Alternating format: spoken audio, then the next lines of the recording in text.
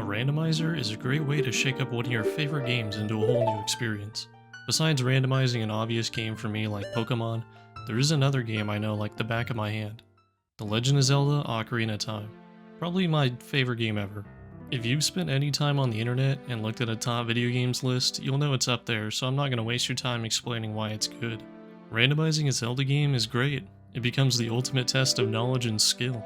All of the items are in different places, so searching the map becomes a puzzle in itself. You also spend a lot of time indulging in one of the pleasures of gaming, backtracking. I've played an Ocarina of Time randomizer before, but I wanted to try taking it another step further and going for 100%. To define what 100% means, I went over to the speedrun category on speedrun.com, and to simplify it, I need to complete all the dungeons, obtain all equipment items, including the max upgrade, obtain all Skulltula tokens, and collect all heart containers and pieces.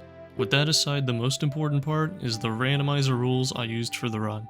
I opted for glitchless overall since I'm not a godlike speedrunner, but in specific glitches and tricks page, I checked off all the ones I could confidently do. I opened a bunch of doors including the door of time to the master sword in the settings just to help mix the item pool. Now the two hardest settings I was willing to do is token sanity and scrub sanity. I have shop sanity on too, but that doesn't really make things harder. Token sanity mixes all of the Skulltula tokens into the item pool, and scrub sanity turns the traders into the most polarizing gamble when they could have something like light arrows or just some of their nuts. And to make things interesting, I set it to double damage. So now it's time to see how long this takes. With the journey started, I made my way through the early Kokiri forest and got a lot of garbage. Out of all of it, I did get one good item, the Goron bracelet. So now I could pick up bombs. I checked the shop and saw some things I wanted, but was too poor to afford. Then I ran to the Deku Tree, but without a sword there wasn't a whole lot I could do. The early game really just consists of throwing pots at Skulltulas to hopefully get something good. It's important that I did all the side quests and minigames even if there was a chance the reward was dog shit. Because I'm doing 100%, something like a Skulltula is sadly an item I needed. Later on I went shopping in Castletown and one of the stores actually had double defense. It's one of the items required for 100%, but I thought buying it so early into the run would ruin the whole reason I turned on double damage in the first place, so I just decided to leave it until I was at the end of the game. I went to the castle and hung out with Zelda for a bit, then Impa gave me $5 for being a good listener. Then I went over to the slingshot minigame and the guy scammed me and gave me $5 in exchange for paying $20. After my net loss of $10, I decided to become Adult Link and get some real man shit done. I immediately went to play the same minigame and goddammit he did it to me again. With my frustrations aside, I made my way up to Dodongo's Cavern, which is normally a Child Link dungeon, but it's way more fun when you're an adult. Ultimately, the dungeon didn't have too many great things, but when I got to King Dodongo, he gave me a really tough fight. He made the dungeon worthwhile and dropped the slingshot. Good doggy. Later on, I ran around the mountain wasting some time doing a bunch of tricks. Then it was time to do the Dampe race, which gives me a shot at 2 different items. The timing was close, but I won and he forked over his actual intended item. I went through a mental checklist of things I could do at the moment and got a few more needed items. Now I had a decent amount of items to open up some new paths, and importantly I had everything I needed for completing the Deku Tree, so I thought it was time to pay Goma a visit. The Deku Tree was hiding the insane silver gauntlets, but without a boomerang I didn't really have a way of collecting this item. When facing Goma, I used a commonly known trick as power crouch stabbing. Essentially it's a glitch where the properties and damage of your last attack is retained when you do a crouch stab with your sword. When you do a jump attack, it does double the damage of a regular swing. Combine this with crouch stabbing and you can pull off big damage really quickly and kill the boss in seconds. It was now 2 dungeons down and 6 more to go. While I was running around collecting items, I found Zelda's Lullaby, a really good song for unlocking doors, but I don't have an ocarina to play songs with. I also ran into something a little weird. I picked up the Odd Mushroom, which is an item that's part of a trading quest line, but it's like the 4th item you're supposed to get. I wasn't going to continue this quest because the next item was supposed to have a time limit attached to it, so I just let it sit in my inventory for now. Anyway, I had the bow, so I decided to head over to the Forest Temple and see if there was any good items there. I couldn't convince this nerd that I was the kid he bullied 7 years ago, so I just backflipped over him and continued on with my day. The Forest Temple was overall pretty disappointing. I didn't find any good items besides tokens and heart pieces, so it was time for the boss. Phantom Ganon is one of the best bosses in the entire game, but obviously I have another trick to absolutely shit on this guy. In the second phase of the fight, he uses the volley attack, which is pretty much a tennis match. You hit the ball back and forth until someone messes up the timing and takes damage. But you don't need timing if you can pull off ISG, also known as Infinite Sword Glitch. When you perform a crouch stab and open up a text box towards the end of the animation, you trigger a glitch that causes the sword to have a hitbox on every single frame. So as soon as I activated the glitch, the fight was pretty much over. I received my medallion and ran off to find the next thing to do. While I was looking through my inventory, I noticed the odd mushroom had turned into Kojiro the chicken. I don't really know why, but all it did was send me back a couple of steps in the side quest. Ignoring that for now, I went back into Goron City to buy the item that would normally be the giant's knife. It's an expensive purchase at 200 rupees, but goddamn, it was worth it. I finally got a bottle. The blue potion inside is worthless compared to the potential that this container really has. You can use the bottle to scoop up bugs, which is useful because you can scatter the bugs into dirt patches to make a Skulltula appear. Oh, and you can also use the bottle to play the Ocarina. Like always, there's a glitch in the game that allows Link to pull out an Ocarina if you try and use the bottle during a backflip, but cancel it using a different item like pulling out the sword. Having this alongside Zelda's Lullaby is huge. I can access any Great Fairy Fountain, obtain any item requires Link to pull out the Ocarina, and use the Scarecrow song to reach new locations. I cleared a bunch of checks and eventually found myself approaching the Ice Cavern. It's one of the game's many dungeons. Besides the Skulltulas and heart pieces, that place was a waste of time. I felt like it was a good time to return to the past, but before I left, she had a present for me. Well, the Ocarina bottle had a good run. Running through Castletown again, I remembered to check out the Bomb Shoe minigame and discover that she was putting up the fucking mirror shield.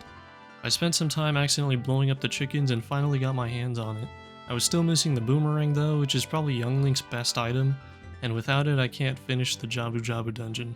But there was a chance it could be in the dungeon like it normally would, so I explored the whale as much as I possibly could, and yet again I found nothing I needed. More dead ends wouldn't stop me though, so I switched back, saved Epona, and headed towards Gerudo Valley. I picked up the membership card earlier in the run so I could run around the fortress as I pleased. After half an hour of freeing the carpenters from the fortress, one of the Gerudo chieftains applauded my effort and rewarded me with, you guessed it, $5. Alongside the fortress there's also the training grounds.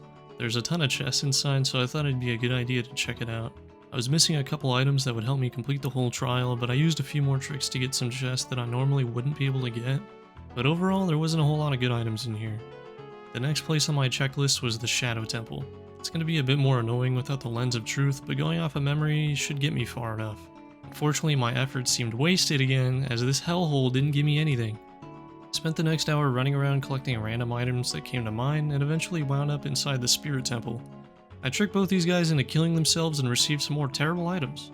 After making my way to the end of the Young Link section, I was face to face with the Iron Knuckle, which I believe is the strongest enemy in the game. One swing of the axe normally does 4 hearts of damage, but since it's double, 8 hearts could easily kill me in a couple swings. And this lady diced me up. I had to run over to get some health back from the fairies, but I guess Ganondorf hired a hitman to take me out one more time just for fun. I ran back and it was time for my rematch, and I had this lady read like a book. Sadly, the rewards are what you'd expect at this point. Racking my brain, I remembered from earlier the Deku Tree had the next strength upgrade, the Silver Gauntlets, which I can't grab unless I have the Boomerang, which is what I said before, but of course, I have another trick to get around this. Normally it's impossible for adult Link to enter the Deku Tree, but with a little help from some bombs and the hover boots, this won't be a problem. With this upgrade, I can now finish what I started back in the Spirit Temple and get that out of the way. Of course there weren't any crazy items in here, but the boss fight was fun to do anyway.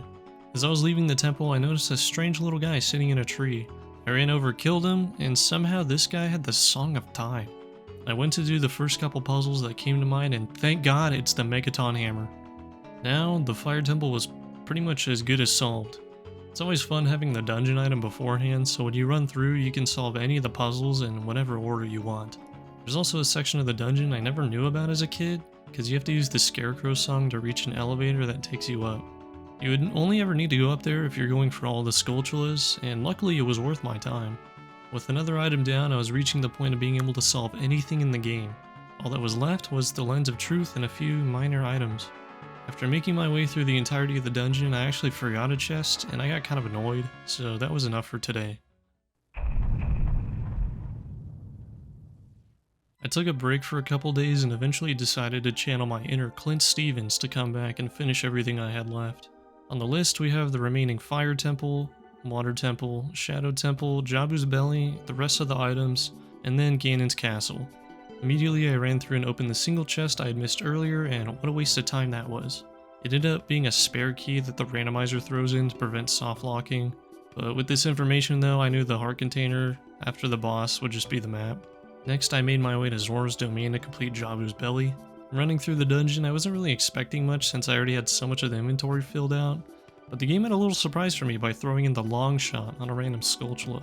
Getting to the end, Bear Knight is actually one of my favorite bosses in the game. I think its attacks are pretty cool and definitely the most fun out of all the young Link bosses. Sadly, I think Jabu's Belly overall is not so great, and the whole Vor thing is kinda disgusting. I decided to go for the back-to-back water dungeons, and I went to the Water Temple. Normally I tend to dislike doing this dungeon because of the non-stop menuing you would have to do to equip the iron boots in Ocarina, but on the randomizer it binds those to the D-pad for you, and I'm sure by now you've noticed. So that's about 50% of the frustration removed. The first chest I opened ended up having the boss key, so there was no reason not to fight Warfa now. This boss kinda sucks ass and it's boring, so all you need to know is that it dropped the key. Even after I played this game so many times, it's easy to forget the best order to obtain everything in this dungeon. I collected some more heart pieces and tokens and cleared out the temple.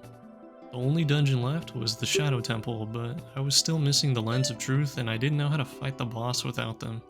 So I ran around Hyrule clearing out everything I could and collecting all the Skulltulas in an area indicated by the icon on the map. I also spent an absurd amount of time trying to figure out how to continue the Bigoron Sword quest. I tried to use Kojiro in all the intended locations, but I couldn't get it to work. I was kinda worried that I wouldn't be able to 100% the run if the final item was something I needed. Because I was nearing the end of the game, I went and bought every single item I needed from all the stores, including Double Defense. It was late enough in the game that I already had 18 hearts, so I thought it was finally time. With my options limited and my brain capacity shrinking, I decided to run around and do some side questing to find the lens. After an hour of running around and not finding shit, I stumbled upon the grotto inside Death Mountain, and this little bastard had it the whole time. Can't believe I didn't check this rock. The Shadow Temple was pretty much waiting for me now. I honestly really like the design of the Shadow Temple and the way its atmosphere and music really bring out this creepy feeling that you wouldn't expect just by seeing the rest of the game. When it came to the boss, Bongo Bongo and I had a fun drum session, and his parting gift to me was his nuts. Dude, really? I guess Zelda felt bad for me though, because when I went to receive her item, it ended up being the Bigoron Sword. An amazing upgrade that I wish I had 10 hours ago. I headed towards Ganon's castle to do all the puzzles before the final boss, and there's also a lot of chests and a hidden wall that has a few Deku scrubs.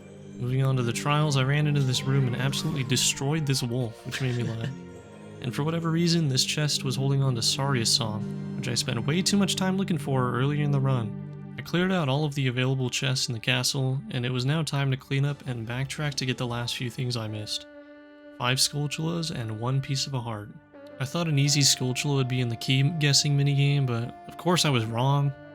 I went back into the well with the Lens of Truth, and it actually had a few of the remaining Skulltulas.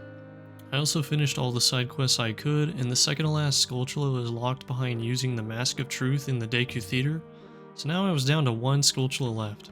I searched all over the map looking for any icons in case I'd missed an area, and eventually I re-entered the Forest Temple. I guess there's one in here, but I didn't know which one I missed or what item it actually had. I spent a good 10 minutes searching and found him hiding in some vines, and thankfully it had the final 100th token.